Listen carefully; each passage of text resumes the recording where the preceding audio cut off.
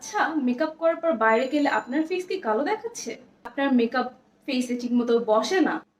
আপনার মেকআপ কি long lasting হচ্ছে না? আপনার ফেসে ঠিকমতো মেকআপ বসছে না? হ্যালো এভরিবডি, আসসালামু আলাইকুম। আই হোপ আপনারা সবাই অনেক ভালো আছেন।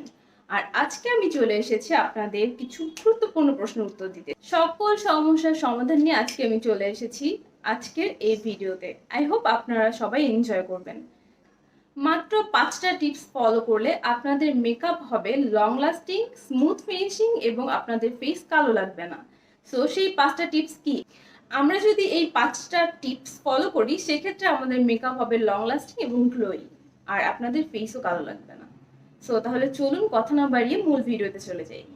টিপস নাম্বার 1 হচ্ছে আমাদেরকে অবশ্যই প্রাইমার ইউজ করতে হবে। প্রাইমার কখনোই স্কিপ করা যাবে না।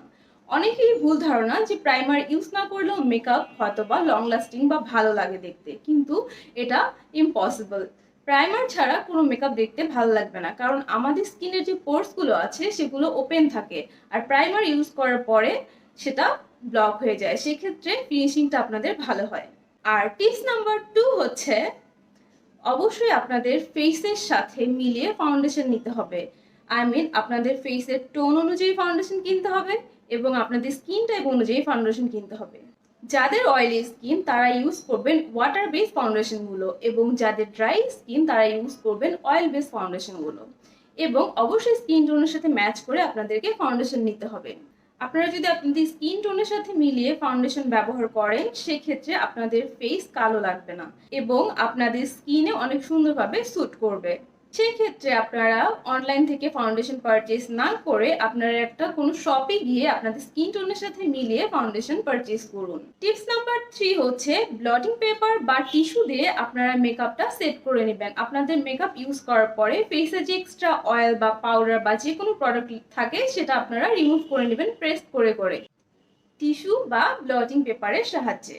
টিপস নাম্বার 4 হচ্ছে ফাউন্ডেশন কনসিলার ইউজ করার পরে আপনারা আপনাদের ফেসটা প্রেস পাউডার ইউজ না করে লুজ পাউডার ইউজ করে ফেসটা বেক করে নিতে পারেন। সেক্ষেত্রে আপনাদের মেকআপ অনেকক্ষণ লং লাস্টিং থাকবে এবং আপনাদের ফেস কালো লাগবে না।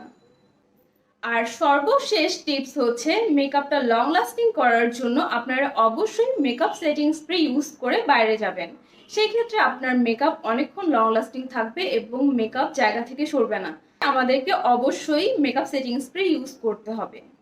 এই ছিল আজকের tips and tricks video. I hope এই টিপসগুলো আপনাদের কাজে আসবে এবং এই টিপসগুলো ফলো করে আপনারা আপনাদের মেকআপটা আরো সুন্দর করতে পারবেন, লং লাস্টিং করতে পারবেন। ভিডিওটিতে যদি আপনাদের উপকার হয়ে থাকে এবং আপনার কাছে যদি হেল্পফুল মনে হয় অবশ্যই আপনি আপনার ফ্রেন্ড অ্যান্ড ফ্যামিলির সাথে শেয়ার করবেন যারা এই সমস্যাগুলোতে ভুগছে। আই হোপ আজকের ভিডিও আপনাদের ভালো লেগেছে।